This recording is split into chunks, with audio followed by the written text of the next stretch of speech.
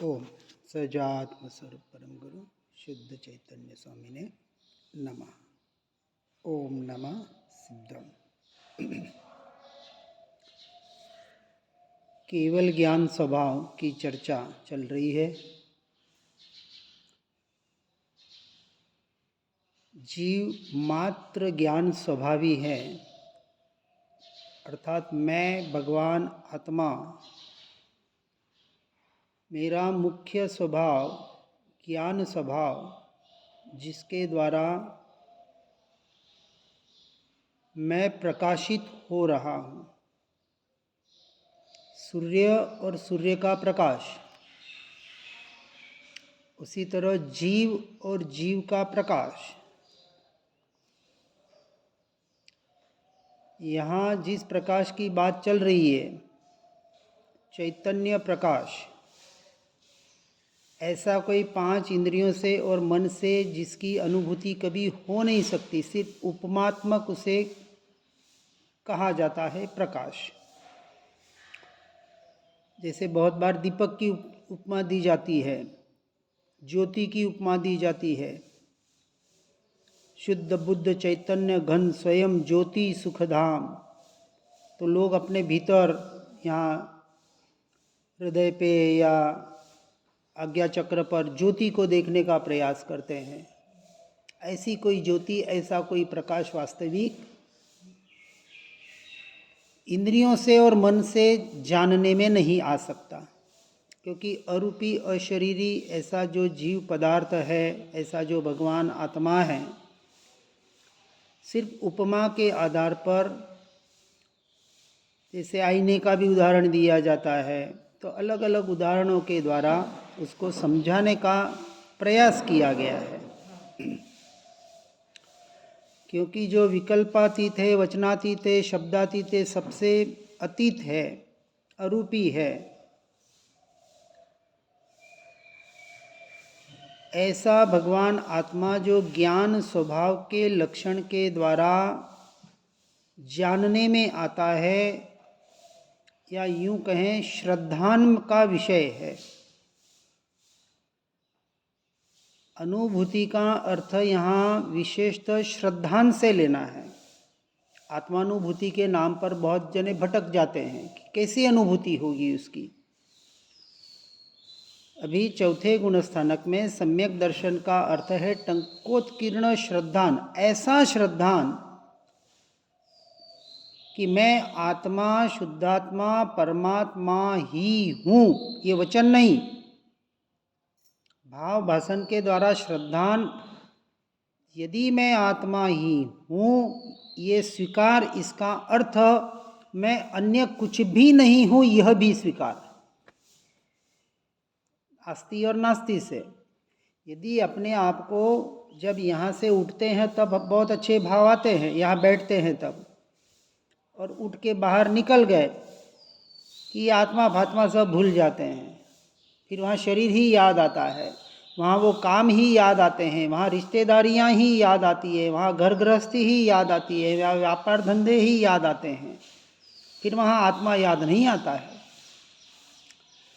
यहाँ तो कहा जिसका निर्णय हो जाए, श्रद्धान टंकोत्कीर्ण हो जाए, उसे बार बार इसकी जागृति रहती है कि ये क्रिया, मन वचन काया की क्रिया जो कर्मोदय जनित है, औदयिक क्रिया, और उसके निमित्त से होने वाले ये मोह राग द्वेष के भाव, अब सम्यक दृष्टि के मोह नहीं है, राग द्वेष है। क्योंकि जिसका निर्णय हो गया उसका मोह निकल गया, दर्शन मोह चला गया। अब चारित्र मोह की जो मलिन पर्याय जिसे राग द्वेष कहा, वो अभिशेष है, क्योंकि राग 11वें गुण स्थानक तक रहेगा, संजोनन रूपी लोभ। 4 कषाय चौकड़ी के 4 कषाय जो 16 प्रकार बताएं, तो वो तो रहेंगे, वो चारित्र मोहनीय का विषय है। अभी दर्शन मोहनी में इतना श्रद्धान पक्का हो गया, अर्थात मोह ये चला गया, पर में मैं मेरापना जो था, पर का जो कर्ता भोक्ता अपने आप को मान रहा था, मान्यता में, वो चला गया। और इस अपेक्षा से जीव को सर्वोत्कृष्ट मंगल कहा। चार मंगल ये व्यवहार की अपेक्षा से, अरहंत, सिद्ध, साधु और केवली प्ररूपी धर्म, अपन बोलते हैं ना मंगलम, चार उत्तम और चार शरणा, ये व्यवहार की अपेक्षा से। सर्वोत्कृष्ट मंगल, उत्तम और शरणा तो एकमात्र अपना स्वभाव अर्थात स्वयं का आत्मा अर्थात मैं ही हूँ, इसका जब तक टंकोत्कीर्ण निर्णय नहीं होता है तब तक समझना जीवन में मंगल कभी होने वाला नहीं है। मंगल, मम यानी मैं मेरापना, गल यानी गलाने वाला। एक दूसरा अर्थ होता है जो सुख को लाए और दुख को गलाए। शाश्वत सुख की बात चल रही है, टेम्पररी बाहर के ये पुद्गल रूपी सुख की बात नहीं चल रही है, खाने पीने का सुख, इंद्रियों जनित सुखों की बात नहीं चल रही है। सुख स्वभाव की बात चल रही है कि ऐसा सुख कि जो एक बार आ जाए फिर जाने का नाम न ले। उस शाश्वत सुख की हम यहाँ चर्चा सुनने को बैठे हैं, जिसे हमें अपने जीवन में प्रकट करना है। इसलिए कहते हैं जीवो मंगलम, अर्थात वास्तविक तो जीव ही मंगलमय है, क्योंकि जीव केवल ज्ञान और दर्शनमय है। निश्चय की अपेक्षा से कथन चल रहा है, क्योंकि सम्यक दर्शन का विषय निश्चय नय है और व्यवहार का विषय बाहर व्यवहार नय, कि जो उसके आधारभूत जो बाहर का व्यवहार चलता है अपनी अपनी अपेक्षा से। इसलिए मंगल जीवन में किसके हो सकता है? क्या सम्यक दृष्टि के ही मंगल होता है? क्या मिथ्या दृष्टि के मंगल नहीं हो सकता? अरे भाई, सम्यक दृष्टि बना कहाँ से? पहले मिथ्या दृष्टि था। आज जितने भी परमात्मा बने, सिद्ध बने, केवल ज्ञान को पाया, साधु बन रहे हैं, जीव प्रतिमा धारण कर रहे हैं, जिन्होंने चौथे गुणस्थानक में सम्यक दर्शन पाया, सभी पहले तो मिथ्या दृष्टि ही तो थे। इसलिए मिथ्या दृष्टि अवस्था में भी जीव प्रगट केवल ज्ञानादि अनंत स्वभाव वाला होने से, स्वभाव की अपेक्षा कहा, जितना ज्ञान, जितने अनंत गुण सिद्ध परमात्मा में हैं, उतने के उतने निगोद या जीव में पड़े हैं, उतने के उतने गुण हर जीव में पड़े हैं इस सृष्टि के। इसलिए कहा निगोद से लेके सिद्ध परमात्मा तक सभी जीवों का जो स्वरूप है, जो स्वभाव है आत्मा की अपेक्षा से, वो एक जैसा है, अंश मात्र भी फेर नहीं है। अब जब ये बात आई कि अन्य जीवों से मुझे क्या, तो मैं भी तो आत्मा सिद्ध समान हूं कि नहीं? तो मैं भी हूं, जगत के सभी जीव है। इसलिए जो इष्ट है, कौन इष्ट है? ये स्वभाव, और ऐसा स्वभाव जो मंगल रूप है, हर जीव के लिए मंगल रूप है, यदि वो जीव अपने स्वभाव का आश्रय करे तो। बार बार महापुरुष हमें उस स्वभाव के आश्रय की तरफ ले जा रहे हैं कि हे जीव, अनादि काल से तू परद्रव्य पर भावों का आश्रय लेकर अपने आप को भूलकर अपने आप को ठग रहा है। सबसे बड़ा ठग कौन? मैं स्वयं। किसको ठग रहा हूँ? स्वयं को। लोग बाहर को ठगते हैं ना तो खुश हो जाते, देखो आज इसको ठगा दिया, मज़ा आ गया। जैसे कोई वस्तु हो, 1 रुपए की वस्तु और 25 रुपए में बेच दे 1 रुपए की, तो खुश हो जाता है। किसी को ठग दे तो खुश हो जाता है, कुछ फायदा हो जाए तो खुश हो जाता है। लेकिन उसे पता नहीं कि मैं अपने आप को ठग कर इस संसार के परिभ्रमण को बढ़ा रहा हूँ। इसलिए मिथ्या दृष्टि जीव के भी केवल ज्ञान शक्ति रूप से है, व्यक्त रूप प्रकट नहीं है। अब परमात्मा में और मिथ्या दृष्टि में क्या फर्क है, और परमात्मा में और सम्यक दृष्टि में क्या फर्क है। मिथ्या दृष्टि का अंश भी प्रकट नहीं है, उसकी संपूर्ण दृष्टि परद्रव्य पर भावों में है, उसका एकत्व, ममत्व, कर्तृत्व, भोक्तृत्वपना पूरा बाहर है। उसे आत्मा फात्मा की कोई खबर नहीं, आत्मा की बात आती है तो वो फात्मा कर देता है। उसकी भाषा ही ऐसी होती है। क्या है, किसने देखा, जो अनुभव में आता नहीं। वो बहुत जने कोशिश करते हैं, ये क्या है, कुछ दिखता नहीं, कुछ जानता नहीं, अनुभव में आता नहीं, क्योंकि अनादि से जीव को जो टेव कुटेव पड़ी है, जो संस्कार पड़ा है, वो इंद्रियों जनित ज्ञान का संस्कार पड़ा है। क्योंकि निगोदिया में एक इंद्रिय तो स्पर्शेंद्रिय तो है। तो ये जो मिथ्या मान्यता, जो एकत्व, ममत्व, कर्तृत्व, भोक्तृत्वपना इस देह में पड़ा है, और देह के जन्म मरण को, देह के परिणामों को उसने अपना मान रखा है। इसलिए ऐसे मिथ्या दृष्टि संपूर्णतः, भले शक्ति रूप उसमें भी केवल ज्ञान है, उतने के उतने गुण और उतने की उतनी सब कुछ पड़ा हुआ है जितना परमात्मा में पड़ा हुआ है, लेकिन वो उसका स्वीकार नहीं कर पा रहा है, वहाँ अपनी दृष्टि नहीं कर पा रहा है। अब केवल ज्ञानी या परमात्मा में और सम्यक दृष्टि में क्या फर्क है। तो जब जिस जीव की भवितव्यता पक जाती है और महापुण्य के उदय से ऐसे सद्गुरु सत्शास्त्रों का संपर्क होता है, और उसके माध्यम से जब वो अपने वास्तविक स्वरूप को सुनता है, पढ़ता है, समझता है और स्वीकार करता है, और स्वीकार करके जब अपनी साधना के द्वारा अपने स्वरूप का निर्णय श्रद्धान टंकोत्कीर्ण करके सम्यक दर्शन पर्याय में प्रकट करता है, तो उसे कहा उसने परमात्मा के अंश को प्रकट किया, उसके भीतर आंशिक अंश। अब अंश से परमात्मा को अंशी कहा, यानी आत्मा है अंशी, अनंत गुणों गुणात्मक।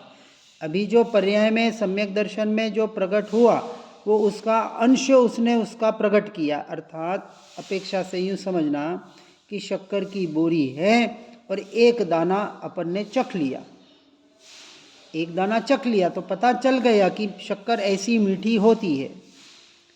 जिसने जीवन में कभी शक्कर ही नहीं चखी और उसकी आप मिठास की तारीफ करती रहें, अरे मीठा कितना बढ़िया होता है, मीठा तो मीठा होता है, ऐसे मिठाई खाओ, अलग अलग प्रकार की मिठाइयाँ होती है, क्या क्या स्वादिष्ट होती है। अब जिसने जीवन में कभी वो मिठास चखी ही नहीं है, अब वो कितनी भी तारीफ कर लो, वो कहेगा क्या होती है मिठास। यही हो रहा है ना, हमारे साथ यही हो रहा है। सुन रहे हैं, पढ़ रहे हैं और सुनने पढ़ने का आनंद ले रहे हैं। मैं आत्मा परमात्मा हूँ, शुद्धात्मा हूँ, ऐसा हूँ वैसा हूँ, अनंत गुण है, सब है, सुन रहे हैं, पढ़ रहे हैं, लेकिन उसका स्वाद नहीं चख रहे हैं। स्वाद चखने का नाम तो सम्यक दर्शन है। एक बार स्वाद चख लिया, अब उसको जिसको उसका आनंद आ गया, हा हा हा हा, ये तो अद्भुत आनंद है, इसमें तो इसका रस अद्भुत है। तो बाहर के रस 9 रस बताएं, 12 तप में एक रस त्याग आता है। रस त्याग में हमने जैसे 7 दिन की 7 रस का त्याग कर देते हैं, है ना, ठीक है, एक छोटा अभ्यास प्रारंभिक अवस्था में ठीक है। 9 रस को बराबर समझ के उन 9 के 9 रस को व्यवहार और निश्चय से समझकर व्यवहार रूपी रस का त्याग करना है और निश्चय रूपी रस का पान करना है। अलग अलग रस होते हैं, श्रृंगार रस, विभत्स रस, यानी रस यानी जिसमें जीव एकत्व करता है, जिसमें जीव आसक्त हो जाता है। ऐसे 9 प्रकार के, मुझे अभी नाम याद नहीं है, लेकिन वो मैंने एक जगह लिखे हुए हैं अपनी किताब में। तो समझने का प्रयास ही करना है कि कहीं ना कहीं जीव बाहर के व्यवहार में इतना अटक गया धर्म के नाम पर भी कि अपने स्वभाव को भूल जाता है। सबसे बड़ी विडंबना यहाँ हो रही है। वो समय सार में है रस, मतलब नव रस। हाँ, आखिरी में वो शांत रस जो है ना, सबका साथ आएगा। सबका साथ, शांत रस जो बताया ना, आखिरी वाला। आखिरी वाला। तो अब ये 9 रस को बराबर समझ के, समझना किस लिए है, जैसे हे गे उपादेय बताया ना, कि गे यानी सब कुछ जानना है, किस लिए, कि उसमें जो हेय है, छोड़ने योग्य है, वहाँ से हमें छूटना है, इसकी भी समझ आनी चाहिए। और उपादेय ग्रहण करने योग्य क्या है, तो सबका सार देखेंगे तो ग्रहण करने योग्य तो एकमात्र स्वभाव है, इसके अलावा कुछ भी ग्रहण करने योग्य नहीं है, उपादेय नहीं है। बाकी सब कुछ हेय है, सब कुछ, चाहे अशुभ हो चाहे शुभ हो, चाहे क्रिया हो चाहे भाव हो, एक एक अपने गुणस्थानक, अपनी अवस्था के अनुसार एक एक से छूटने का प्रयास करना, इसी का नाम तो पुरुषार्थ है, इसी का नाम तो साधना है। बाकी साधना में करना क्या है? भाव भी है। हाँ, भाव भी है। भाव भी है, अभी हमें उसकी जरूरत है। आत्मा में भावों का भी अभाव है, ये निश्चय, यानी शुद्ध निश्चय का विषय है। और शुद्ध निश्चय के बगैर आप आत्मानुभूति कर नहीं सकते। शुद्ध निश्चय हमें उस श्रद्धान को पक्का कराता है भीतर से। निर्विकल्प अवस्था जो 7वां गुणस्थानक बताया ना, अप्रमत्त गुणस्थानक, भावों का सहारा लेके, द्रव्य मन और भाव मन बताया, भावों का सहारा लेके आत्मा में जब स्थिर होता है, आत्मा में जब लीनता होती है, जिसे सम्यक चारित्र कहा, वहाँ भावों का भी अभाव हो जाता है, उसकी भी जरूरत नहीं पड़ती है, वो अंतिम दशा है। पर अभी मान्यता में तो पक्का होना चाहिए ना, नहीं तो अरे भाव तो करने पड़ते हैं, भाव तो करने जैसे हैं। अब करने जैसे हैं, करने पड़ते हैं, ये शब्द मिथ्यात्व का पोषण करते हैं, क्योंकि हमारी मान्यता में वो बैठा हुआ है, ये नहीं करेंगे तो फिर क्या करेंगे। तो अभी अपने भूमिका के अनुसार एक एक, इसलिए कहा ना, भूमिका को देखना है। लेकिन भूमिका को कौन देखेगा? जिसे पूर्ण मार्ग का पता होगा, तो वो कंपेयर करेगा कि यहाँ तक तो पहुँचना है और अभी मैं यहाँ खड़ा हूँ। कल अपन देखा ना, साध्य की सिद्धि करनी है, तो साध्य क्या है उसका निर्णय तो करना पड़ेगा ना, कि ये ध्येय है, अंतिम लक्ष्य ये है, लेकिन अभी वहाँ मैं नहीं पहुँच रहा हूँ, अभी मैं यहाँ खड़ा हूँ, अभी मैं चौथे तक पहुँचना है, पहले चौथे गुणस्थानक को प्राप्त करना है। अब चौथा गुणस्थानक तो प्राप्त नहीं हो और 5, 6, 6 और 7वें की आगे क्रिया का सोच रहा है, तो कोई मतलब नहीं है। यहाँ ऐसा नियम है कि बिना चौथे गुणस्थानक अर्थात सम्यक दर्शन प्राप्त किए मोक्ष मार्ग में प्रवेश नहीं है। और सम्यक दर्शन का अर्थ भी व्यवहार निश्चय बराबर समझना है। लोग व्यवहार से सम्यक दर्शन अपने आप को मान लेते और क्या, हम तो सम्यक दर्शन हो गया, अब प्रतिमा ले लो, 5वां हो गया। लोग प्रतिमा भी नहीं लेते, सीधी दीक्षा ले ली, हम तो 6ठे में आ गए। बढ़िया, अच्छी बात है, आ गए तो अपने को कहाँ तकलीफ है। अपने को अपने लिए, मुझे मेरे लिए यथार्थ स्वरूप को समझना है, कि कहीं मैं विपरीत स्वरूप को अपना मानकर वहीं अटक न जाऊं। दीक्षा ले ली, वस्त्र बदल दिए या वस्त्र का त्याग कर दिया, नग्न दिगंबर मुनि हो गया, अब हम तो 6ठे में आ गए, अब सम्यक दर्शन की जरूरत ही नहीं रही। हम कहे देवगुरु शास्त्र का हमें श्रद्धान है, तो हो गए हम सम्यक दृष्टि। आज सिर्फ देव गुरु शास्त्र के श्रद्धान को ही सम्यक दर्शन माना जा रहा है जनरली। आत्मानुभूति विषय ठीक है, बाद में कर लेंगे, पर बाद में होता है, यानी यम नियम और इसको इतना महत्व दे दिया जाता है कि सम्यक दर्शन गौण हो जाता है, आत्मानुभूति गौण हो जाती है, आत्मरमणता, आत्मलीनता गौण हो जाता है। सीधी सी बात है। व्यवहार मुख्य रहेगा तो निश्चय गौण हो जाएगा, और निश्चय गौण होगा तो नियम से व्यवहार गौण हो जाएगा। एक पलड़ा ऊपर चढ़ेगा तो एक पलड़ा झुकेगा, और दोनों को समान रखने का प्रयास करेंगे तो मोक्ष मार्ग इसका स्वीकार नहीं करता है। तो मोक्ष मार्ग तो अंत में सम्यक एकांत की ही बात करता है। अंत में उसके बगैर सम्यक चारित्र नहीं है, उसके बगैर आपकी संवर निर्जरा नहीं है। इसलिए इस बात को यथार्थ रूप से बराबर समझकर व्यक्त ज्ञान और अव्यक्त ज्ञान और केवल ज्ञान, ज्ञान स्वभाव को यथार्थ रूप से समझकर ज्ञान स्वभाव की साधना ही मोक्ष मार्ग में सर्वोत्कृष्ट साधना और ज्ञान ही सर्वोत्कृष्ट साधन है हमें ज्ञायक भाव तक, परम पारिणामिक भाव तक या आत्मा की लीनता तक पहुंचाने के लिए। अब जब एक ही वस्तु हमें मिल गई तो अब 10 वस्तु ढूंढने की जरूरत ही नहीं रही। जब कहा 100 ताले की एक चाबी है, एक चाबी से 100 ताले तेरे खुल जाएंगे, तो अब 100 चाबियों की जरूरत नहीं है।